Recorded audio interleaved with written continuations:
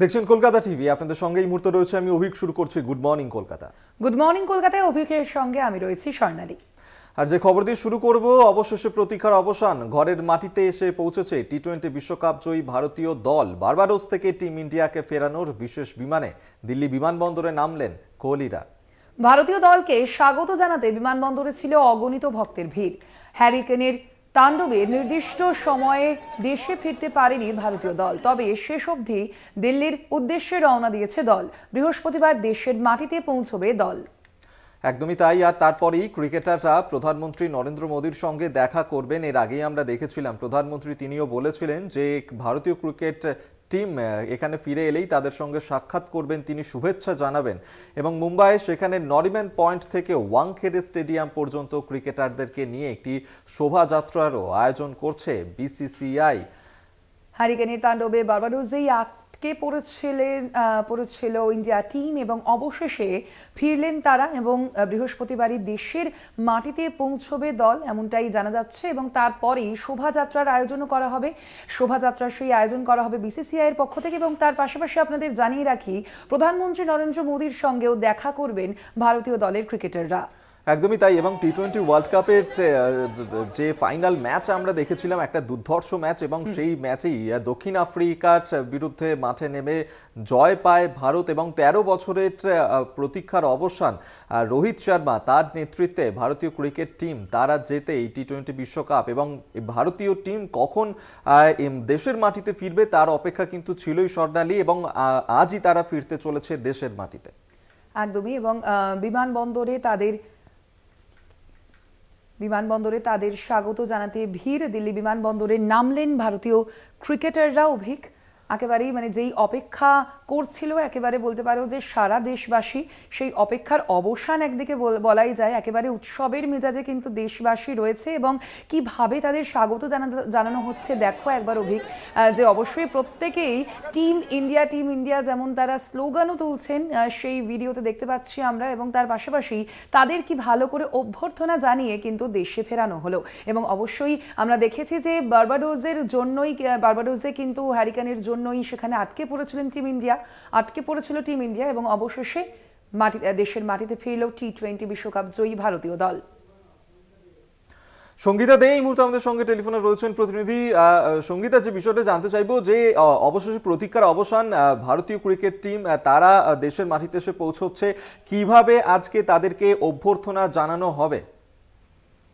দেখো, 13 বছর পর টি-20 ওয়ার্ল্ড কাপ চ্যাম্পিয়ন হওয়া, এটা তো ভারতীয় দলের কাছে একটা বড় ব্যাপার। এবং গোটা শুধুমাত্র ভারতীয় দল নয়, গোটা ভারত এবং সকলের কাছেই এটা একটা বড় প্রাপ্তি। তো যেটা আমরা দেখেও ছিলাম যে টিম ইন্ডিয়া যখন বিশ্বকাপ জিতেছে তারপর থেকে বিসিসিআই সেক্রেটারি জয় শাহ তাদের প্রাইজ মানি থেকে শুরু করে সমস্ত কিছুই অ্যানাউন্স করেছেন। এবং আজকে হ্যারিকেনের তাণ্ডবে গতকাল পৌঁছতে পারেনি বার্বাডোস থেকে, কিন্তু আজকে ভারতীয় দল দেশের মাটিতে পা রেখেছে। এবং নরিম্যান পয়েন্ট থেকে তাদের একটা শোভাযাত্রা রয়েছে, নরেন্দ্র মোদীর সঙ্গে সাক্ষাৎ করার রয়েছে। তো সব মিলিয়ে একটা রাজকীয় অভ্যর্থনা অপেক্ষা করছে টিম ইন্ডিয়ার জন্য। রোহিত শর্মা, বিরাট কোহলি প্রত্যেকের জন্য এটা অপেক্ষা করছে। তো এটা একটা স্বর্ণালী মুহূর্ত, এতদিন পরে একটা আন্তর্জাতিক ট্রফি আবার ভারতের ঘরে আসা, এটা অনেক বড় ব্যাপার। এবং সেটা নিয়ে এই রাজকীয় অভ্যর্থনার জন্য অপেক্ষায় সকলে, কিভাবে বিরাট কোহলি, রোহিত শর্মাদের বরণ করে নেওয়া হয় দেখার জন্য তাকিয়ে রয়েছে সকল। একেবারেই তাই। আপাতত ধন্যবাদ তোমায়। সঙ্গীতা দে আমাদের সঙ্গে টেলিফোনে ছিলেন প্রতিনিধি।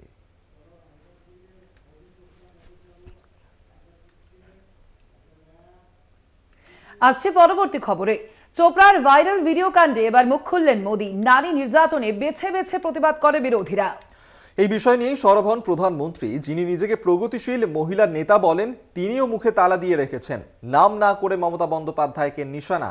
চোপড়া নিয়ে মুখ খুলছেন হাথরস, মণিপুর নিয়ে কেন কিছু বলেননি মোদী, প্রশ্ন বিরোধীদের। চোপড়ায় মহিলাকে প্রকাশ্যে বেধড়ক মারধর জানিয়ে বিতর্কের জল গড়ালো সংসদ ভবনের অন্দরে। মোদি নিশানা করলেন বিরোধী বেঞ্চকে।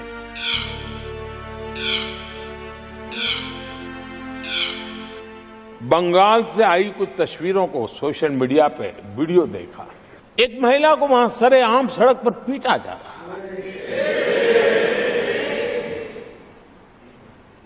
वो बहन चीख रही है, लेकिन वहां खड़े हुए कोई उसकी मदद के लिए नहीं आ रहा है, वीडियो बनाने में लगे हुए हैं। তোলপাড় ফেলা এই ঘটনায় ইতিমধ্যেই পদক্ষেপ করেছে পুলিশ। গ্রেপ্তার করা হয়েছে অভিযুক্ত তাজিমুল হক ওরফে জেসিবিকে। তবু বিতর্ক থামছে না। देश का दुर्भाग्य है कि ऐसे संवेदनशील मामलों में भी राजनीति जब होती है तब देशवासियों को और विशेषकर महिलाओं को अकल्प पीड़ा होती है।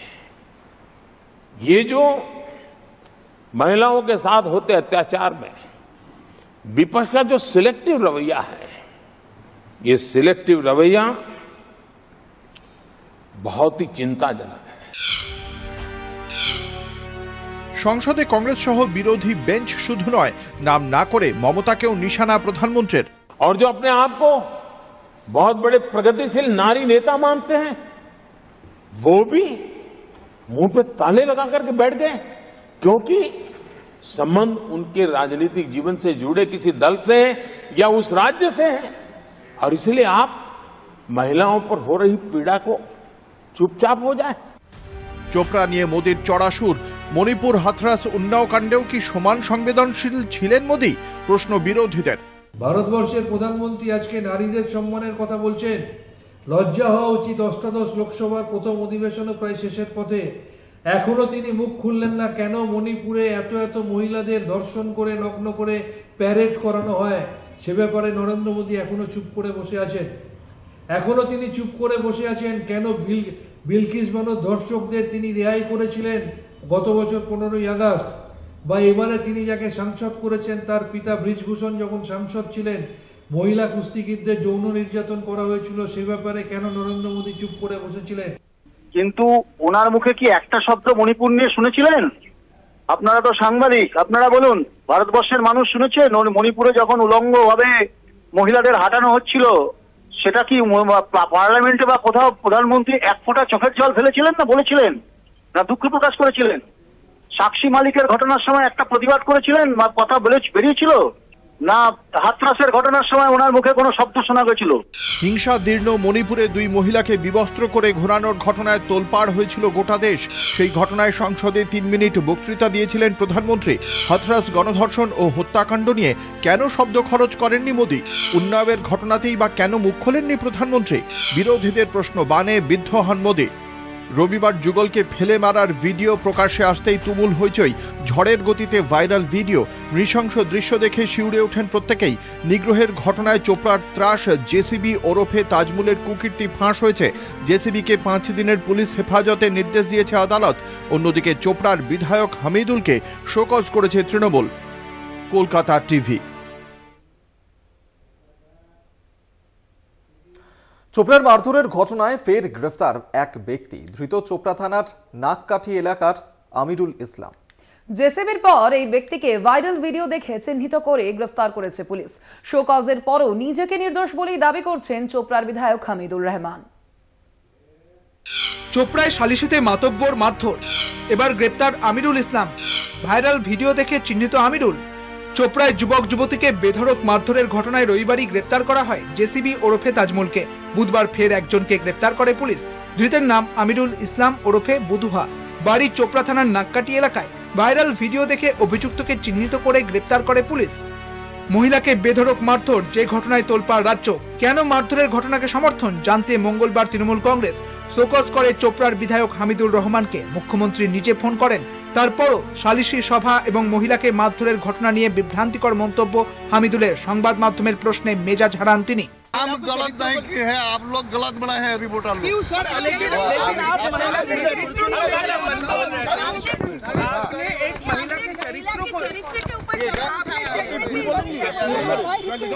মহিলার চরিত্রের পরে উঠাইনি।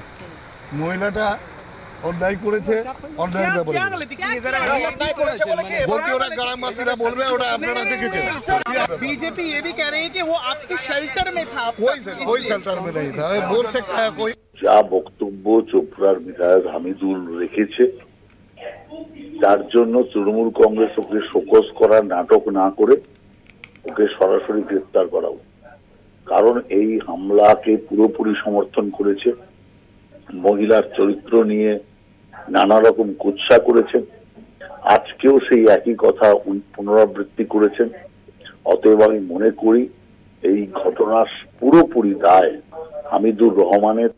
ইতিমধ্যেই ভিডিওকারী শাস্তিও চেয়েছেন নির্যাতিতা মহিলার এবং লাঞ্ছিত যুবকের মা। ঘটনা নিয়ে বিতর্কের জল এখন রাজভবন থেকে শুরু করে সংসদ ভবন পর্যন্ত গড়িয়েছে। Kolkata TV. Good morning Kolkata, এখন সময় একটা ছোট্ট বিরতির। ফিরছে আরো অন্যান্য খবর নিয়ে, সঙ্গে থাকুন। গুড মর্নিং কলকাতা নিয়ে ফিরে এলাম বিরতির পর। এরপর যে খবরের দিকে নজর রাখবো, অটো পাইলট রিমোট কন্ট্রোল। রাজ্যসভায় বিরোধীদের লাগাতার আক্রমণ প্রধানমন্ত্রীর। মোদির ভাষণে ক্ষুব্ধ বিরোধীদের স্লোগান, পরে রাজ্যসভা থেকে ওয়াকআউট বিরোধীদের। আসন কমলেও আগামী 2 দশকেও দেশ শাসনের বার্তা মোদির।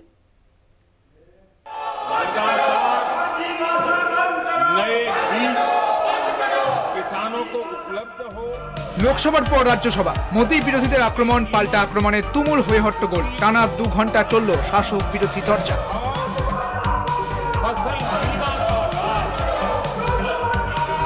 লোকসভায় জবাবি ভাষণে রাহুল গান্ধীকে কড়া ভাষায় বিত্তে ছাড়েননি প্রধানমন্ত্রী। জানিয়ে মঙ্গলবারও উত্তাল হয়ে উঠেছিল লোকসভা। বুধবার রাজ্যসভাতেও মোদির নিশানায় বিরোধী। মোদির অটো পাইলট রিমোট কন্ট্রোল তোপ। ये लोग ऐसे हैं जिन्होंने ऑटो पायलट मोड पे सरकार चलाने का या तो रिमोट पायलट पर सरकार चलाने का उनको आदी है, इसलिए वो कुछ करना धरने में विश्वास नहीं करते।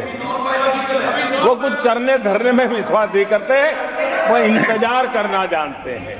মোদির ভাষণে বিরোধীদের ক্ষোভ। প্রধানমন্ত্রীর ভাষণ চলাকালীন লোকসভার মতো রাজ্যসভাতেও স্লোগান তোলা শুরু করে বিরোধীরা। বিরোধী দলনেতার নাম করে ওঠে স্লোগান। পরে রাজ্যসভা থেকে ওয়াকআউট বিরোধীদের। देश देख रहा है, झूठ फैलाने वालों की सत्य सुनने की ताकत भी नहीं होती। বিরোধীদের ওয়াকআউটে ক্ষোভ প্রকাশ করেন জগদীপ ধনখড়ও। বলতে দেওয়া না হলে বিরোধীদের প্রয়োজন কি, প্রশ্ন কংগ্রেসের। आज वो सदन छोड़कर नहीं गए, मर्यादा छोड़कर गए। आज उन्होंने मुझे पीठ नहीं दिखाई है, भारत के संविधान को पीठ दिखाई है।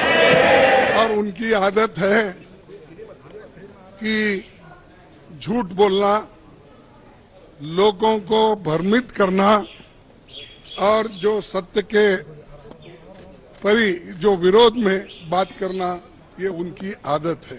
आज मेरे को 1 मिनट नहीं मिल सकता था इस बात बोलने के लिए, इसीलिए हम वो सभी लोग कंडम करके वॉकआउट किए हैं।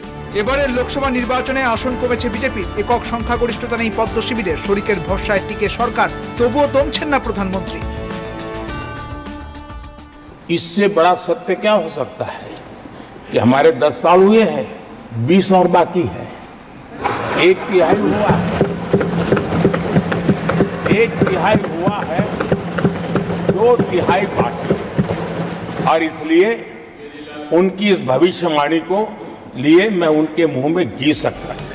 আরো 2 দশক ক্ষমতায় থাকা নিয়ে মোদির বক্তব্যে জাতীয় রাজনীতিতে জোর চর্চা। কলকাতা টিভি। এখন সময় আরো একটা বিরতির। ফিরছে আরো অন্যান্য খবর নিয়ে, সঙ্গে থাকুন। ফিরে এলাম বিরতির পর, দেখছেন গুড মর্নিং কলকাতা। ব্যান্ডেল স্টেশনে শুট আউট, নিহত ব্যক্তির নাম লালবাবু গোয়ালা। তিনি কলকাতা পুরসভার কর্মী বলে জানা গিয়েছে। একদমই তাই। আর সোনালী যেমনটা বলছিল যে ব্যক্তিগত কাজে কিন্তু স্টেশনে গিয়েছিলেন তিনি, এবং সেই সময় পিছন থেকে গুলি করে দুষ্কৃতীরা। চুচুড়া হাসপাতালে তাকে নিয়ে যাওয়া হয়, কিন্তু সেখানে নিয়ে গেলে চিকিৎসকরা তাকে মৃত বলে ঘোষণা করেন। ব্যান্ডেল স্টেশনে সেখানেই শুট আউটের ঘটনা ঘটেছে, যা ঘিরে ব্যান্ডেল স্টেশন চত্বর জুড়ে চাঞ্চল্য ছড়ায়। নিহত ব্যক্তির নাম লালবাবু গোয়ালা, তিনি কলকাতা পুরসভার কর্মী বলে জানা গিয়েছে। এই বিষয়ে আমরা আরো বিস্তারিত জানবো। ফোন লাইনে রয়েছেন আমাদের প্রতিনিধি সুমন চক্রবর্তী। সুমন, এখনো পর্যন্ত কি খবর রয়েছে, এই ঘটনার আপডেট কি? হ্যাঁ দেখো, গতকালকে যেটা আমরা জানতে পারলাম, দেখো এর আগেও চুচুড়ার এক যুবককে কানলাতে এই শুট আউটের ঘটনা ঘটেছিল। দেখো তারই ছায়া দেখতে পেলাম আমরা ব্যান্ডেলেতে। দেখো যে লালবাবু রয়েছে তিনি কলকাতা যে পৌরসভা রয়েছে সেখানে কর্মী ছিলেন। যেটা আমরা বাড়ির লোক যেটা অভিযোগ করছেন, তিনি কলকাতা থেকে যখন বাড়ি ফিরছিলেন চুচুড়ো চন্দন ব্যান্ডেল স্টেশনে নেমে তিনি যখন পায়ে হেঁটে বাড়ি যাচ্ছিলেন সেই সময় ঘটনাটা ঘটে। তো এরপরই স্থানীয়রা তাকে রক্তাক্ত অবস্থায় দেখতে পেয়ে যখনই চুচুড়ো হসপিটালে নিয়ে যায় তখন দেখা যায় যে ডাক্তাররা তাকে মৃত বলে ঘোষণা করে। দেখো এই ঘটনার যেহেতু পাড়ার মধ্যে এরকম ভর সন্ধ্যেবেলা এরকম ঘটনা ঘটেছে, একটা চাঞ্চল্য সৃষ্টি হয়েছে।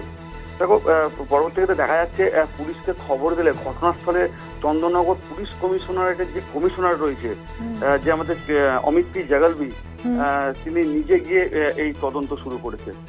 অমিত, ধন্যবাদ তোমায় সুমন। বৃষ্টির কারণে দুর্যোগ অব্যাহত উত্তরবঙ্গে, বিপদসীমার উপর দিয়ে চলছে তিস্তা নদী। প্লাবিত মালবাজারের টোটগাঁও গ্রাম, আতঙ্কে গ্রাম ছাড়তে বাধ্য হচ্ছে সাধারণ মানুষ। অন্যদিকে দুর্ঘটনা এড়াতে বুধবারেও বন্ধ বাংলা সিকিম লাইফলাইন 10 নম্বর জাতীয় সড়ক। নির্ধারিত সময়ের কয়েকদিন আগেই বঙ্গে প্রবেশ বর্ষার। 5 জুনের পরিবর্তে 31শে মে জলভরা মৌসুমী বায়ু ঢোকে উত্তরবঙ্গে। লাগাতার বৃষ্টির জেরে জলমগ্ন আলিপুরদুয়ার, মালবাজার সহ সিকিমের একাধিক এলাকা। তাল কেটেছে উত্তরবঙ্গে জনজীবনের। বৃষ্টির জেরে ফুলে ফেপে উঠেছে তিস্তা। ধস নেমেছে পাহাড়ের একাধিক এলাকায়। দুর্ঘটনা এড়াতে আজও বন্ধ রয়েছে বাংলা সিকিম লাইফলাইন 10 নম্বর জাতীয় সড়ক। প্রশাসনের তরফে জানানো হয়েছে আজও ঘুরপথে চলবে কালিম্পং এবং সিকিমগামী গাড়ি। তিস্তা জলে প্লাবিত মালবাজারের টোটগাঁও গ্রাম। সিকিম পাহাড়ে একটানা বৃষ্টির জেরে বিপদসীমার ওপর দিয়ে বইছে তিস্তা নদী। নদীর জল উপচে ঢুকতে শুরু করেছে গ্রামে। কোথাও 1 হাঁটু, কোথাও আবার 1 কোমর জল। ক্ষেতের ওপরে পলি জমে বিঘার পর বিঘা ফসল নষ্ট। নদীর পার্শ্ববর্তী এলাকায় প্রায় 53টি পরিবার জলবন্দী। আতঙ্কে গ্রাম ছাড়তে বাধ্য হচ্ছেন সাধারণ মানুষ।